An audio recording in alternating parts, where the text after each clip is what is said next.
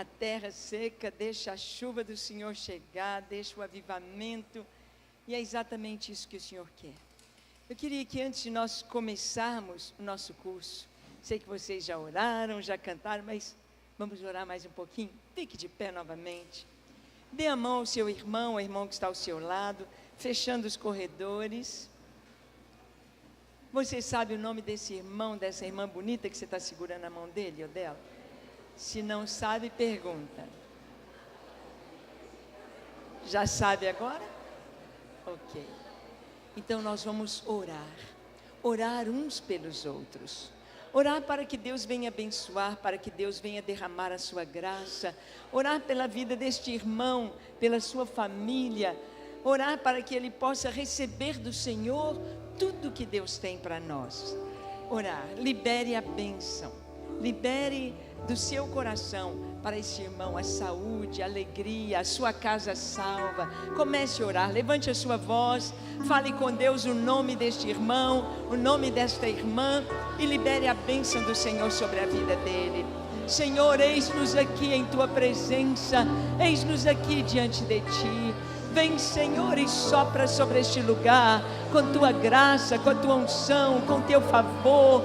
Vem, Senhor, nós abrimos o nosso coração, nós queremos ouvir a tua voz, nós queremos ser cheios do teu Espírito Santo. Vem, Senhor, e nos fale. Vem, Senhor, e nos encha. Vem, Senhor, que nenhum irmão fique sem receber a tua unção, sem receber, ó Deus, o que o Senhor preparou para este dia. Seja um dia glorioso em tua presença, seja um dia de graça, de unção, de poder, de manifestação da tua glória. Seja um dia especial em nossas vidas, seja um dia de céu aberto, seja um dia que possamos contemplar a tua face. Abençoamos cada família que aqui está, cada irmão. Seja cheio do teu Espírito Santo, tenha o seu coração sedento de ti, e seja, ó Deus, abençoado, e seja, ó Deus, agraciado neste dia com o teu favor.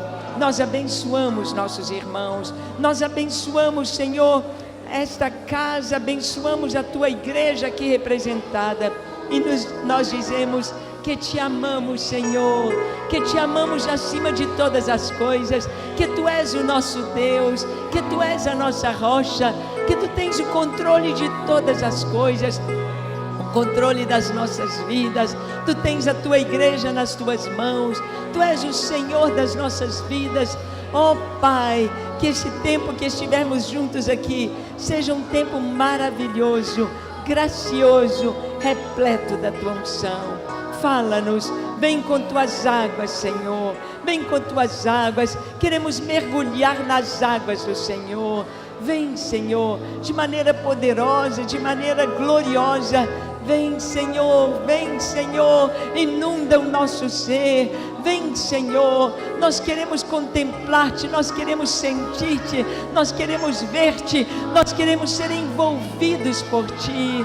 Oh, rishai no me keio no soyo me kai, riano shocho me sicho no rialo chai no me keio no soy, miro cotecho se me heio, rialo shai no me canto no soyo me kei.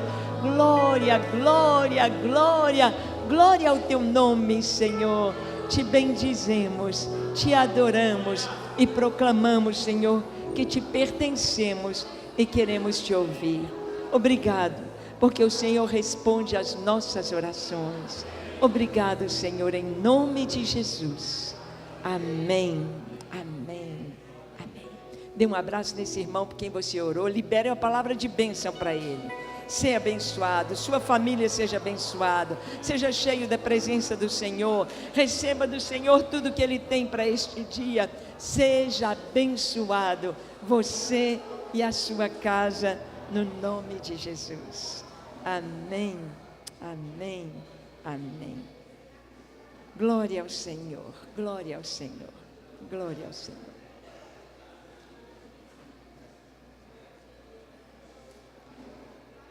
Bem, irmãos, nós vamos começar hoje então esse curso, aprendendo a orar com a Bíblia.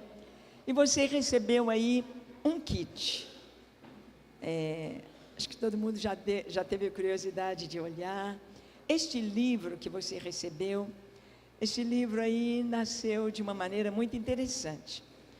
Quando os primeiros 300 irmãos foram entrevistados, um deles, o irmão Manuel, que é um advogado, um homem bem de situação, consultor, trabalhou no Ministério da Fazenda. Este irmão, quando foi entrevistado, ele falou com meu esposo assim, falou: pastor Paulo, eu em 10 minutos já falei com Deus tudo que eu queria. Como é que vou ficar 1 hora na presença dele lá?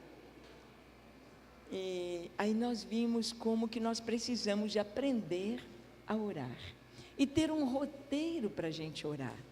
Então esse livro ele foi feito assim, a metade dele, da metade para trás, você tem, obrigada Ana, da metade desse livro para trás, você tem um roteiro de oração.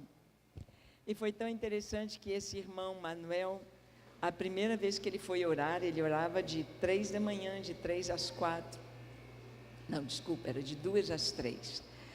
Aí ele foi para a torre.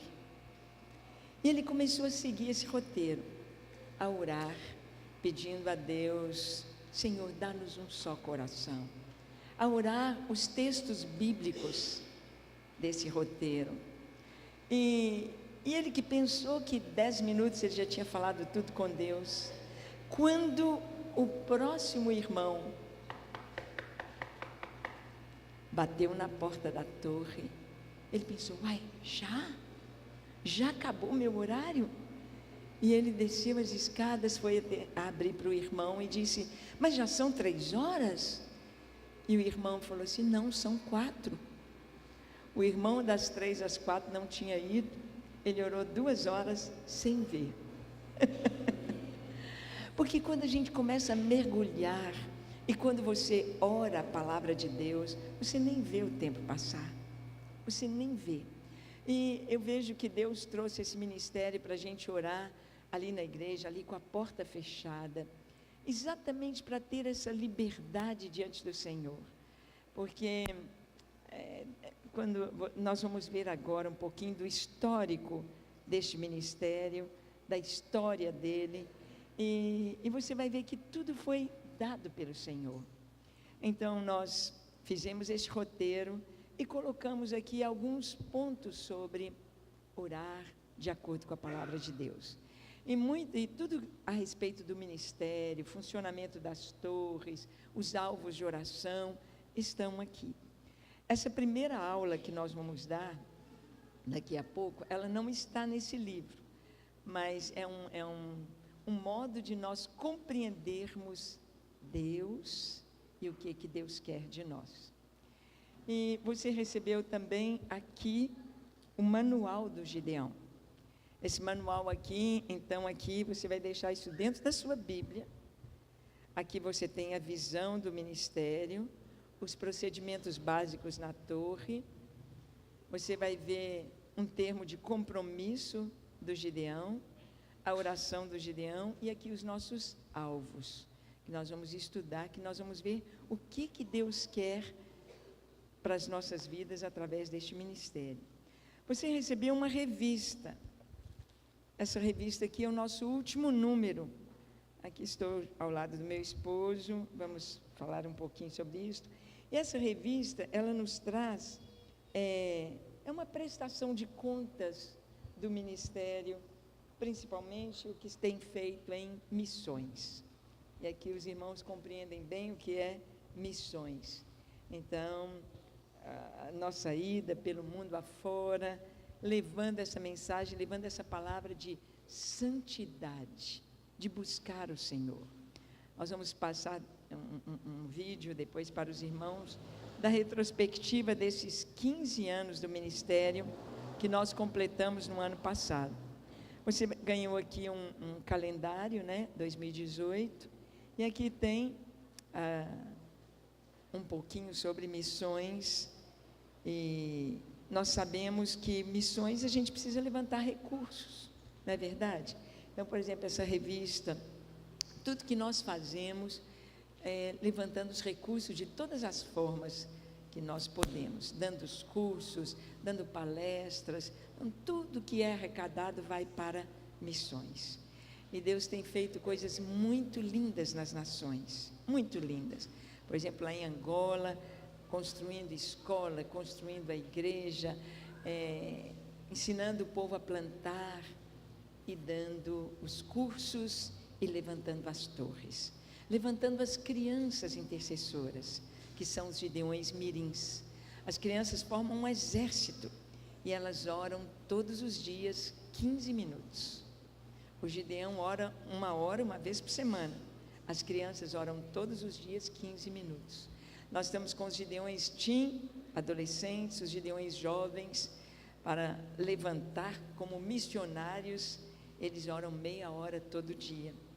É Deus levantando, é Deus fazendo. Então, aqui nesse kit você tem um pouquinho do ministério. E eu gostaria que vocês pegassem os dados aqui e conhecessem, fosse lá no nosso site, gideões24h.com, navegasse ali, conhecesse um pouquinho mais do que Deus tem feito. Bem, quero só contar como tudo aconteceu, como tudo surgiu, como Deus trouxe. Falei, os irmãos sabem, né? Eu sou dentista, trabalhei muitos anos como dentista na ortodontia. Meu esposo é médico, o Paulo. Paulo foi dono de hospital, Paulo foi diretor clínico de alguns hospitais, e tínhamos a nossa clínica ali em Belo Horizonte, no 8º andar de um dos prédios mais bonitos da cidade, edifício Mirafiore, em frente ao Palácio das Artes. E ali, nossa família, tivemos 2 filhos, a Suzy e o Sérgio. O Sérgio é dentista também. Hoje ele tem algumas unidades, 3 unidades de clínica lá, muito bem sucedida. A nossa filha Suzy, psicóloga, pastora, missionária. Suzy já está com o Senhor, ela foi encontrar com o Senhor em janeiro de 2016. Mas a Suzy fez um trabalho tão maravilhoso. Ela que começou com as crianças, com os Gideões mirins, e nós vamos ver um pouquinho do trabalho dela. E hoje a filha mais velha, a Radassa, continua o trabalho da mãe. A Radassa também está fazendo psicologia e ela está dirigindo os Gideões mirins. E agora mesmo, em maio, ela estará indo comigo na Polônia para estar levantando os Gideões mirins na Europa. É Deus fazendo. Mas nós estávamos ali no nosso trabalho e sempre trabalhamos na igreja. Sempre eu na área de ensino, na escola dominical, desde 1980 ali na Lagoinha, porque antes disso a gente morava no interior. Desde 80 com a escola dominical, nós 2 como diáconos. Eu fundei, o pastor Márcio me pediu para fundar o seminário teológico da igreja. Nós fundamos o seminário. E a gente trabalhava muito para o Senhor, muito. No nosso consultório, na nossa clínica, nós nunca separamos a vida secular da vida com Deus. Então, no consultório, muitas pessoas receberam Jesus. Muitas pessoas se reconciliaram com Deus. Porque para o dentista, principalmente, é fácil falar de Jesus. Você mete um sugadão na boca da pessoa, não é? E ela fica quietinha. Você tem o ouvido dela ali pertinho para você falar. E quantas pessoas ali receberam Jesus? Muitas. E Deus havia falado, desde o início do nosso casamento, Deus tinha falado que nós iríamos trabalhar juntos na sua obra. E como a gente estava trabalhando muito na igreja, no consultório, nossos filhos trabalhavam conosco, a família estava ali junto.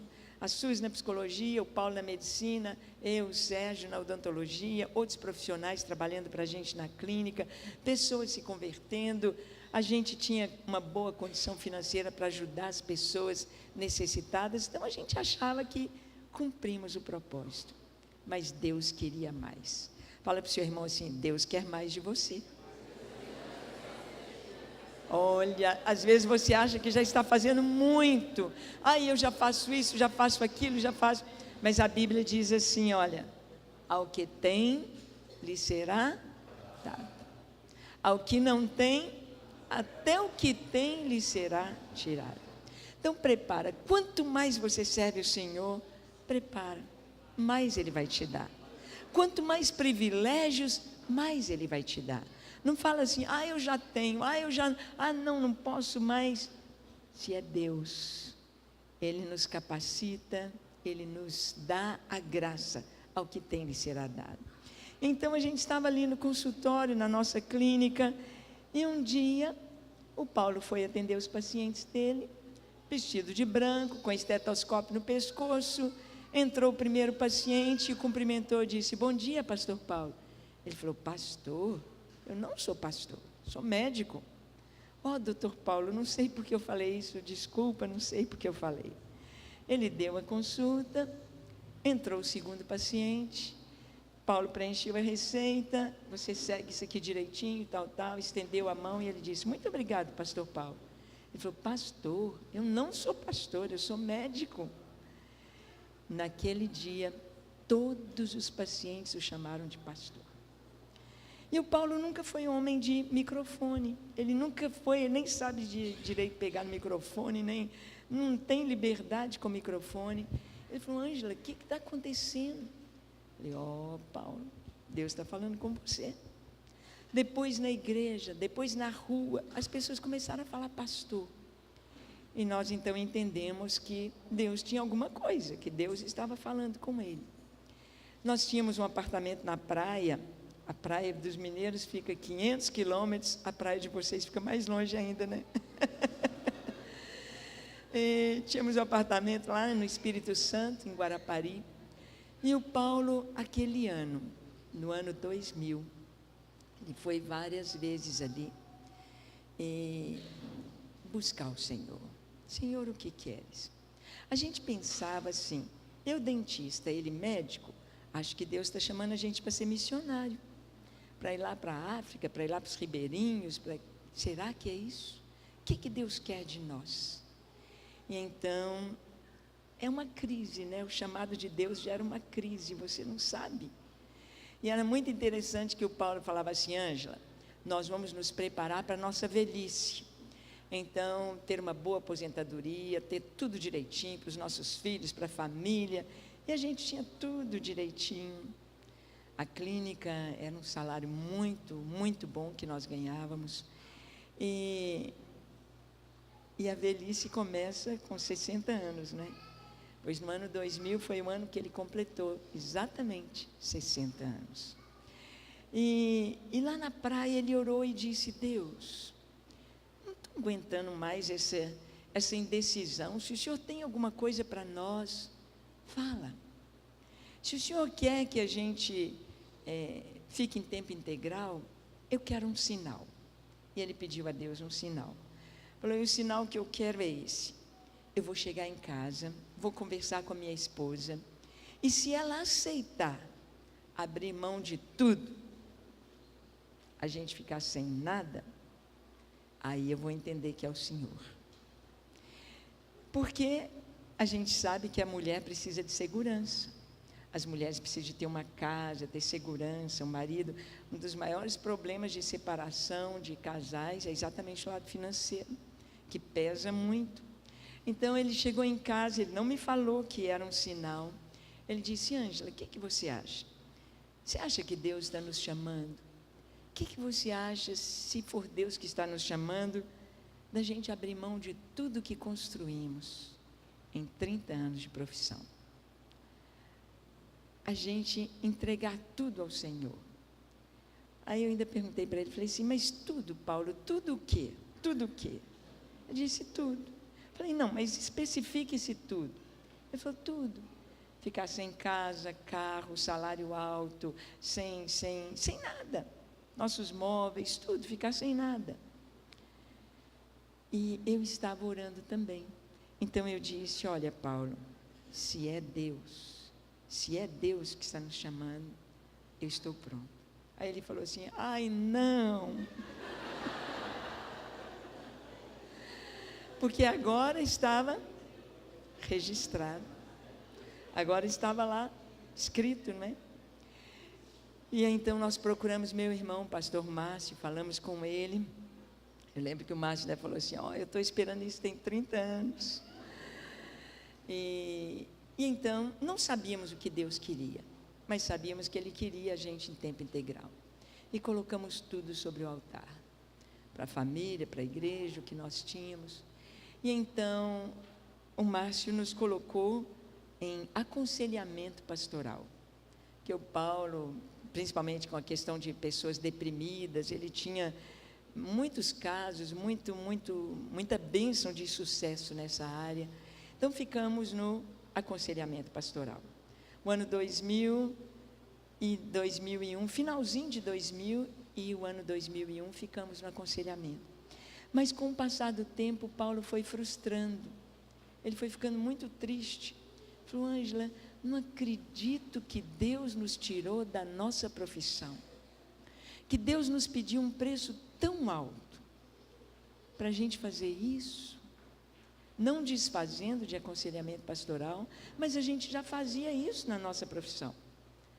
E na nossa profissão a gente atendia 20 pessoas, juntos, às vezes 30 pessoas passavam pela clínica, e agora 5, 6 pessoas. Ele falou, Ângela, nós caímos. A gente estava aqui, nós tínhamos um trabalho, tinha dinheiro para ajudar as pessoas, porque a pessoa que é generosa, ela sente falta de abrir mão, e agora a gente não tinha dinheiro, não tinha, e ele sentiu muito, falou assim, eu não acredito que Deus fez isso conosco. E eu perguntei, o que nós vamos fazer? Ele disse, nós vamos dar uma chance para Deus, uma chance para Deus nos falar, por que Ele nos pediu esse preço tão alto, o que Ele tem para nós? E eu falei, o que vai ser, Paulo? Ele falou, 1 ano de jejum, e nós vamos oferecer para Deus aquilo que a gente gosta muito, aquilo que vai doer para a gente. Era o ano 2002 que ia começar, e o ano 2002 era o ano da Copa do Mundo, e o único lazer que o Paulo tinha, o único lazer dele era torcer pelo Brasil. Mas ele era aquele torcedor assim, que acompanhava, sabia o nome dos jogadores da França, da Itália, sabia a história da Copa, tinha prazer de assistir o jogo do Brasil. Então era aquele torcedor assim, que amava assistir a Copa.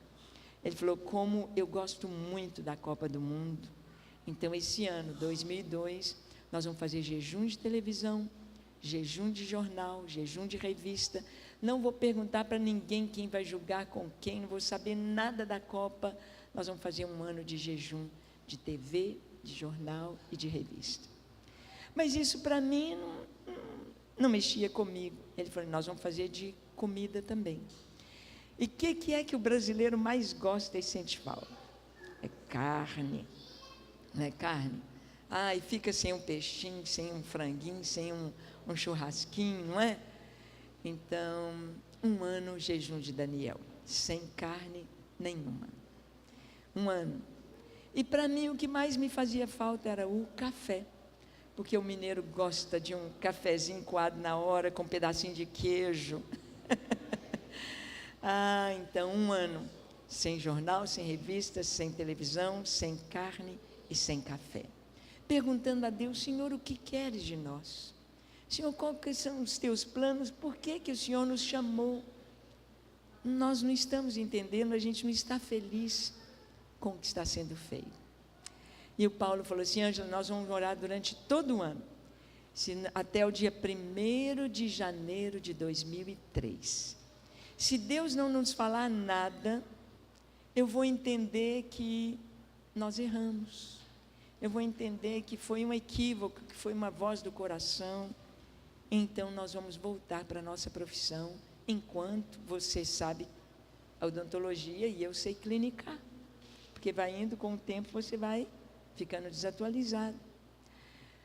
E então tá bem, nós jejuamos aquele ano, todo mundo sabia que a gente estava jejuando, que a gente não estava comendo carne, não estava tomando café, não estava assistindo televisão, mas não contamos para ninguém por que estávamos jejuando, para não ter nenhuma interferência, não ter ninguém. Irmãos, passou o ano 2002 todinho e Deus não falou nada, nada, nem na palavra, nem em sonho, nem através de profetas, nada. Chegou o dia 1º de janeiro de 2003, passou a parte da manhã, nada. Aí eu pensei, bem, amanhã estamos de volta no consultório, amanhã a gente está de volta. Mas às 3 horas da tarde, meu irmão, pastor Márcio, nos chamou ao telefone. O Márcio falou: Paulo, Ângela, a igreja da Lagoinha nesse período estava experimentando uma explosão de crescimento. A igreja estava tendo um avivamento, estava mergulhada, estava um tempo maravilhoso, muito gostoso na igreja. E o Paulo e o Márcio disse assim: olha, Deus nos trouxe a direção para nós fazermos 70 dias de relógio de oração. 70 dias com oração dia e noite aqui na igreja. Mas como eu não quero furo em nenhum horário, então eu quero que os pastores se encarreguem de horários, que os pastores ocupem horários. E o nosso horário seria às 18 horas. E o Paulo falou assim: ô Márcio, excelente, estamos prontos, vai ser uma bênção, eis-nos aqui. E despedimos, mas quando o Paulo desligou o telefone, ele olhou para mim e falou: Ângela, não é possível que uma igreja do tamanho da Lagoinha, estávamos com 20 mil membros em 2003, não é possível que uma igreja dessa não tenha oração dia e noite, sem cessar, como a vida normal da igreja. Falei: Paulo, é muito difícil. Está vendo o Márcio? Para ter 70 dias, ele está colocando os pastores. Não é fácil a igreja orar. Não é fácil ter oração sem cessar. Então, irmãos, ele começou a falar com uma autoridade e com uma fluência, igual uma cachoeira, pá, pá, pá, pá, pá, pá, pá, pá. Eu vi que não era ele, eu vi que era o Espírito Santo falando. Corri, peguei papel e lápis, comecei a escrever. Ele disse: não, Deus está levantando sobre a terra um grande e poderoso exército. Deus está levantando um exército que vai orar, não 70 dias, nem 7 meses, nem 7 anos, mas um exército que vai orar dia e noite, até Jesus voltar. Um exército que não vai estar apenas orando, mas orando em santidade na presença do Senhor, porque santo não é aquele que nunca se suja, mas aquele que sempre se lava. Esse exército vai orar numa sala preparada na igreja, uma sala preparada com carinho, uma sala preparada em excelência para Deus se manifestar ali. E essa sala vai se chamar Torre de Oração. Este exército vai começar com 300 guerreiros, 300 vão iniciar este ministério, este exército. Por isso eles vão ser chamados de Gideões, a exemplo de Gideão. E eles vão orar quando entrarem nesta sala. Eles vão tirar os sapatos dos seus pés, vão orar individualmente, as mulheres durante o dia, os homens na madrugada, um a um, na presença do Senhor, com a porta fechada. E não vão apenas orar, chegar e abrir seu coração e orar, mas eles terão 7 alvos de oração. Eles vão orar pela unidade da igreja, vão orar por avivamento, vão orar pela preparação da igreja para a vinda de Jesus. Esse exército vai preparar o caminho do Senhor, este exército vai preparar a igreja para o arrebatamento. Vão orar ali adolescentes, jovens, e Deus vai levantar até crianças para orar. Estarão orando dia e noite até a vinda do Senhor. Este exército não é de Lagoinha para Lagoinha, este exército vem do Senhor e é para toda a sua igreja em toda a terra. Este exército vai alcançar todas as denominações. Este exército entrará no Brasil, norte, sul, leste, oeste, e este exército estará em todas as nações da terra. E ele ia falando e eu escrevendo, e eu pensava: Deus, isso é muito doido, isso é muito louco. Como vamos conseguir oração dia e noite até Jesus voltar, até a vinda do Senhor? Isso é muito louco, isso é muito surreal.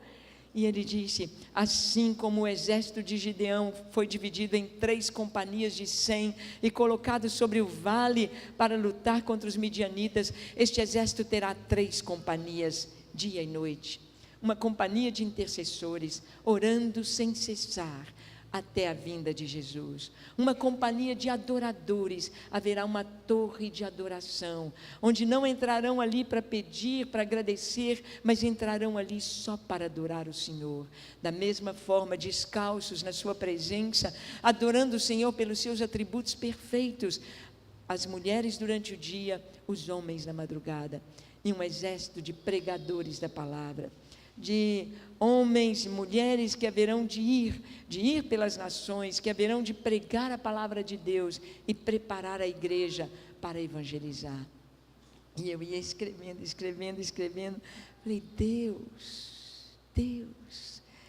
quando ele terminou de falar, eu mostrei para ele, falei, Paulo, esse é o chamado de Deus, esse é o chamado de Deus para nós. Agora isso aqui, olhando do ponto de vista humano, é impossível fazer isto, impossível levantar isto, mas vamos ver o que Deus quer fazer. No dia seguinte, fomos procurar meu irmão, pastor Márcio, porque o dia 1º era feriado, né? Dia 2, estávamos lá conversando com ele, e quando falamos, o Márcio disse assim, Paulo, Ângela, eu serei o primeiro Gideão. Eu quero ser o primeiro Gideão deste exército. E então, nós começamos então na igreja a chamar os irmãos. Na hora da oferta, no momento ali que ia ter o ofertório, então nós falamos, pastor Márcio nos chamou para falar, nós dissemos, olha, quando passar a salva das ofertas, se você quer dar 1 hora, uma vez por semana, para Deus, para orar, para fazer parte deste exército, um exército que Deus está chamando para esse tempo do fim, um exército que Deus está chamando para preparar a igreja, para a salvação, para a libertação de pessoas, aos milhares em toda a terra. Você vai colocar o seu nome, o seu telefone na salva, como oferta ao Senhor. E é interessante que nós, naquelas chamadas, vieram exatamente os 300, os primeiros 300. E a gente todos eles passaram por uma entrevista, para saber, entender o que eles estavam fazendo, para entender que este exército, o preparo deste exército era santidade ao Senhor. E ali naquelas entrevistas, quanta coisa tremenda. Eu lembro de uma irmãzinha, ela morava na favela, em frente lá da Lagoinha, e quando Paulo falou de santidade, ele disse, olha, não pode ter uma pendência. Santo é aquele que se lava, que se limpa. Se você tiver alguma coisa contra alguém, se tiver alguma coisa enrolada na sua vida, você tem que colocar isso em dia, diante do Senhor. E aquela irmãzinha disse, pastor Paulo, eu vou voltar aqui semana que vem. Ela foi em casa, na casa dela tinha o que lá em Belo Horizonte eles chamam de gato, que é roubar energia elétrica, né? Não ter padrão, não pagar energia, conta. E na casa dela tinha gato. Aí ela chamou os filhos e disse, olha, eu quero ser uma Gideã. Eu não posso ser Gideã tendo gato aqui em casa. Então nós vamos ficar o tempo que for, sem geladeira, sem televisão, sem luz, com vela, mas vocês vão pôr um padrão aqui, porque eu quero ser uma Gideã. Então Deus vem trazendo a primeira coisa, já no alistamento, já começava, quando a gente fala da volta de Jesus, tudo já começa a encaixar nos seus lugares. E os primeiros 300 foram levantados. E o Paulo pediu mais um sinal a Deus. Ele disse, Deus, se é o Senhor mesmo que está nesse negócio, se é o Senhor mesmo que está nos chamando, se é o Senhor que está fazendo isso, eu quero mais um sinal. E o sinal que eu quero é que sempre que a gente chama na igreja para orar, vem mais mulheres do que homens. As reuniões de oração tem mais mulheres. Na Assembleia de Deus tem o círculo de oração que é só de irmãs, só de mulheres. E eu quero um sinal. Esses primeiros 300 que tenha mais homens do que mulheres. Uau! E aí nós pegamos as fichas e fomos separando. Homens, mulheres, mulheres, homens, homens, mulheres, homens, mulheres. Fomos separando as fichas. E quando nós contamos, tinha 147 mulheres e 153 homens. E 153 é um número profético. Lembra o que tem na Bíblia 153? Os peixes da pesca maravilhosa, Jesus ressurreto, joguem a rede do lado direito do barco. E eles quase iam a pique com 153 grandes peixes. Os números em hebraico são letras. Esses 153 formam um acróstico de Deus é fiel para cumprir suas promessas. Então, se tem um homem, um varão aí perto de você, fala para ele assim: você é um grande peixe.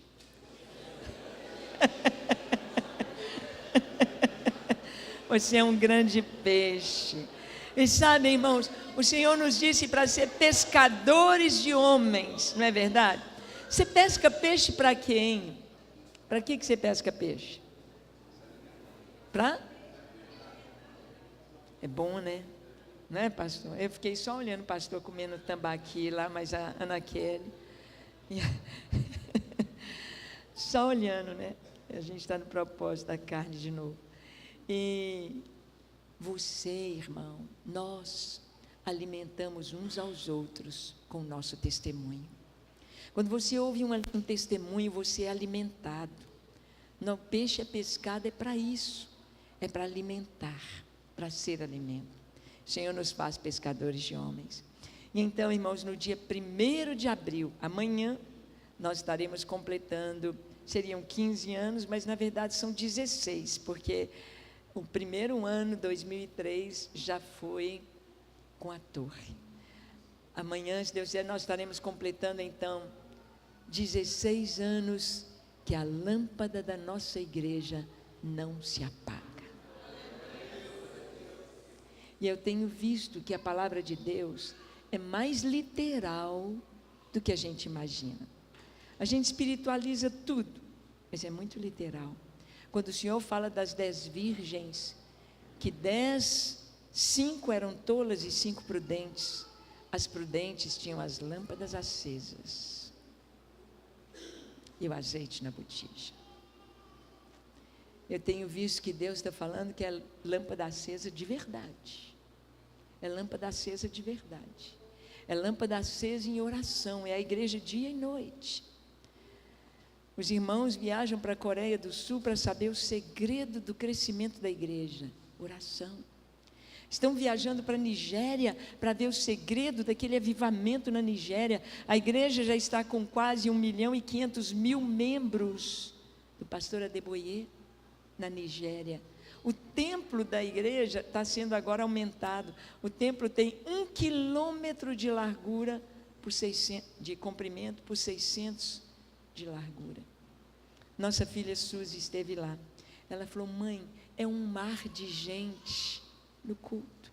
O culto vai começar às 7 horas, às 4 os irmãos chegam. Chegam para quê?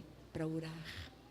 E eles oram com os pandeirinhos deles, né, os irmãos africanos, e oram. Ela falou: mamãe, lá no tablado, onde ficam os pastores, a igreja é tão pequenininha, eles estavam com a conferência do Espírito Santo, aqui onde ficam os pastores, vieram os pastores convidados das nações. Sabe quantas cadeiras tinha para os pastores? 5.000.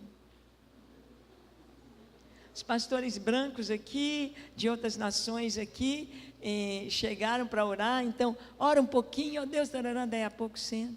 E os irmãozinhos estão lá. Não para de orar. O segredo é oração. O segredo é oração.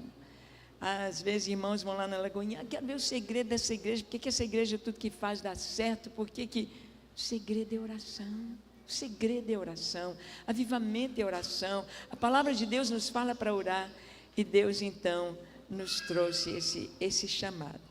E eu gostaria que vocês conhecessem meu esposo. O Paulo não veio, mas eu quero que vocês o conheçam.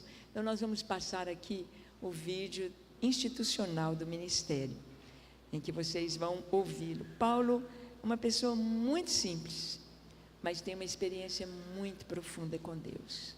E Deus o chamou. Ele fala assim: Ângela, quando eu vejo esse ministério, eu penso: mas eu, Senhor, eu não sou nada, não sou ninguém nem sabe quem que eu sou. Olha, por isso que Deus te chamou, Paulo, porque Deus não dá a glória dele para ninguém. Então vamos ver.